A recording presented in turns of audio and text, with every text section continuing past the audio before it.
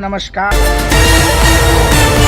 और सीएम गहलोत ने video conference के माध्यम से कोविड संक्रमण, लॉकडाउन और संसाधनों की उपलब्धता सहित अन्य संबंधित विषयों पर उच्च स्तरीय समीक्षा की। बैठक में सीएम ने कहा कि जिस गति से संक्रमण फैल रहा है उसमें बेहद जरूरी है कि सभी लोग स्व अनुशासन में रहकर राज्य सरकार के जीवन रक्षा के संकल्प में सहयोग दें। सीएम ने प्रदेशवासियों से अपील की है कि वे अपनी और अपनों की जीवन रक्षा के लिए 10 मई से लागू होने वाली लॉकडाउन की गाइडलाइन की पूरी तरह पालना करें। साथ ही मुख्यमंत्री ने यह भी निर्देश दिए हैं कि निजी अस्पताल कोविड रोगियों से उपचार के लिए तय की गई दरों से ज्यादा ना वसूलें। वहीं चिकित्सा और स्वास्थ्य मंत्री डॉक्टर रघु शर्मा ने कहा कि तीसरी और चौथी लहर की आशंका को देखते हुए हमें एक व्यापक रणनीति पर काम करने की जरूरत है। इसके लिए आपातकालीन और दीर्घकालीन योजनाएं तैयार करना उचित होगा।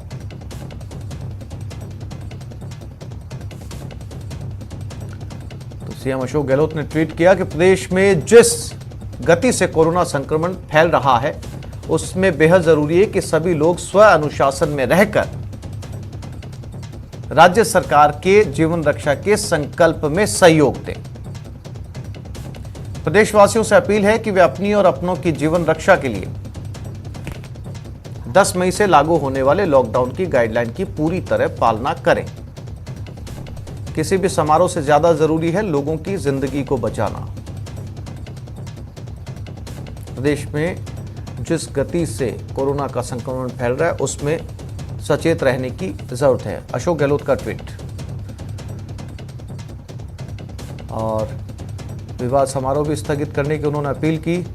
कोरोना का संक्रमण युवाओं में भी काफी तेजी से फैला है। मृत्यु की दर भी पहली लहर के मुकाबले बहुत ज्यादा है और विशेषज्ञ तीसरी लहर की आशंका भी जता रहे हैं।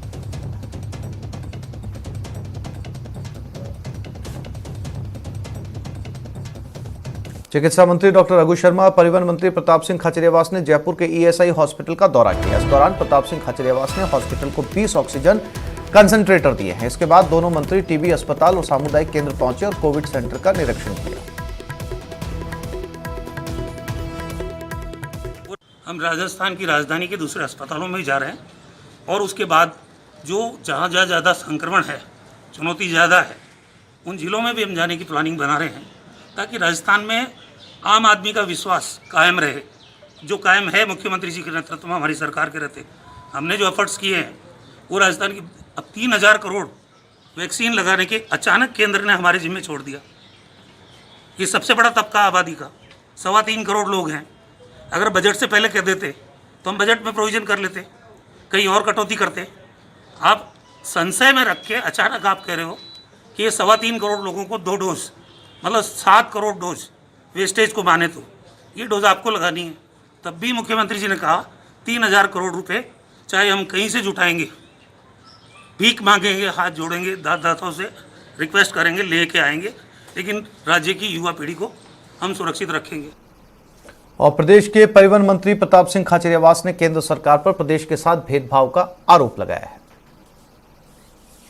हमेशा लोगों से कहता हूं कि संकट में नेता का पता चलता है, संकट में सरकार का पता चलता है और संकट में सेवाभावी लोगों का पता चलता है, संकट में अच्छे अधिकारियों का पता चलता है और संकट में वॉरियर का पता चलता है। जिनकी आंख में पानी होता है वो दर्द महसूस करते हैं।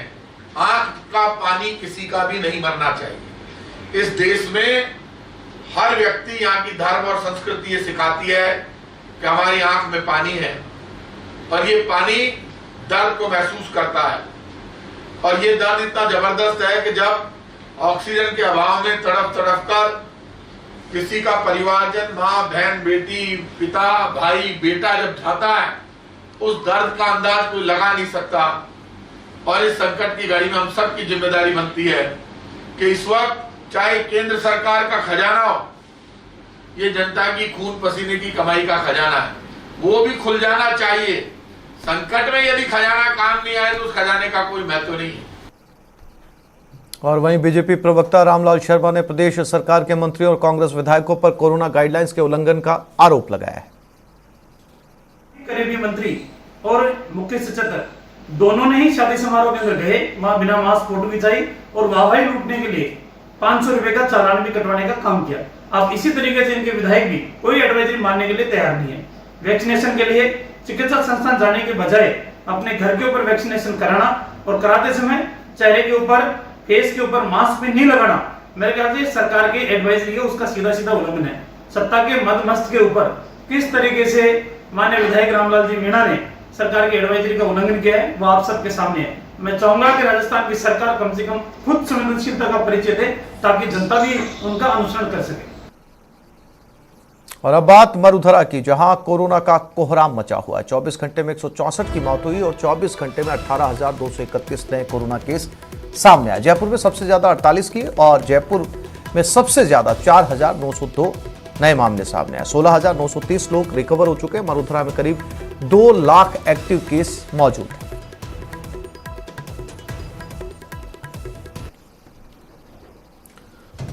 और 24 घंटों में जिलेवार कोरोना का हाल जान लेते हैं। जयपुर 4,902, जोधपुर 2,602, उदयपुर 1,002, गंगानगर 835, अलवर 805, भीलवाड़ा 778, बीकानेर 621, चूरू 611, चित्तौड़गढ़ 511, कोटा 503। ये पिछले 24 घंटे का हाल, जहां राजस्थान के इन जिलों में सबसे ज्यादा तादाद में मामले सामने आए हैं और सबसे अव्वल नंबर पे जयपुर, फिर जोधपुर और उदयपुर।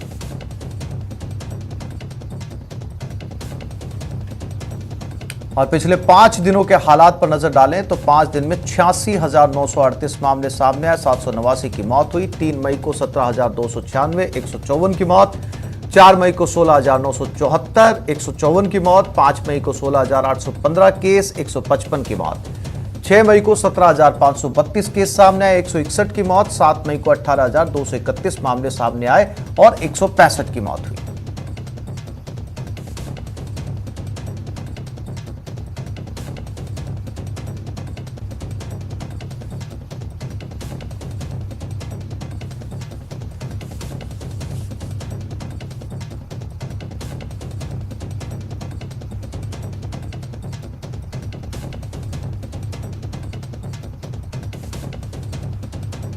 और यूरोपीय परिषद की बैठक आज होने जा रही है। बैठक में पीएम नरेंद्र मोदी शिरकत करेंगे। विशेष आमंत्रण के रूप में पीएम शामिल होने जा रहे हैं। 27 यूरोपीय संघ के सदस्य इस बैठक में शामिल होंगे। बैठक में वर्चुअली पीएम मोदी शामिल होंगे। बैठक में कोरोना महामारी पर चर्चा होगी। क्षेत्रीय और वैश्विक मुद्दों पर विचार विमर्श किया जाएगा।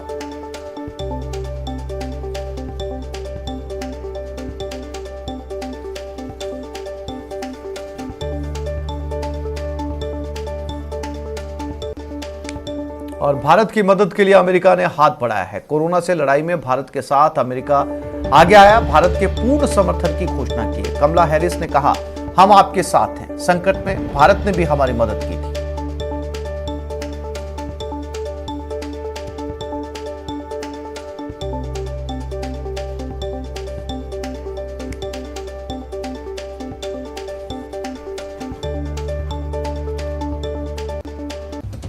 और अब बात महामारी के मुनाफाखोरों की। मरुधरा में शहर शहर रेमडेसिविर इंजेक्शन की कालाबाजारी चल रही है। प्रशासन पर इनके खिलाफ सख्ती बरत रही है। स्क्रीन पर आप 2 तस्वीरें देख सकते हैं। पहली तस्वीर जयपुर की, जहां एक डॉक्टर समेत 2 एजेंट को गिरफ्तार किया गया। दूसरी तस्वीर अजमेर की, रेमडेसिविर इंजेक्शन के साथ 2 युवतियों को हिरासत में लिया गया है।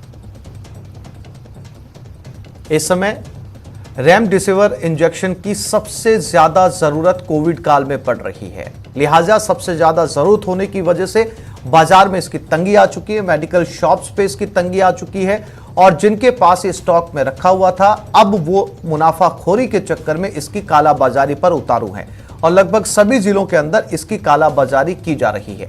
इसी कड़ी के अंदर डॉक्टर साहब भी धरे गए और 2 युवतियां भी धरी गई हैं रेमडेसिविर इंजेक्शन की कालाबाजारी के आरोप में। और जयपुर पुलिस ने बड़ी कार्रवाई करते हुए रेमडेसिविर की कालाबाजारी का भंडाफोड़ किया। डॉक्टर के साथ 2 एजेंट गिरफ्तार हुए। 2 रेमडेसिविर इंजेक्शन भी इनके पास से बरामद किए गए। ब्लैक में इंजेक्शन एजेंट बेचते थे। विद्याधर नगर इलाके में यह कार्रवाई की गई है।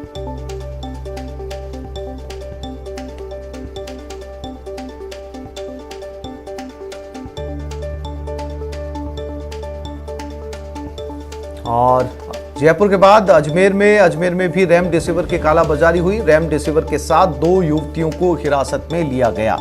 अजमेर क्लब के पास से दोनों युवतियों को पकड़ा गया है।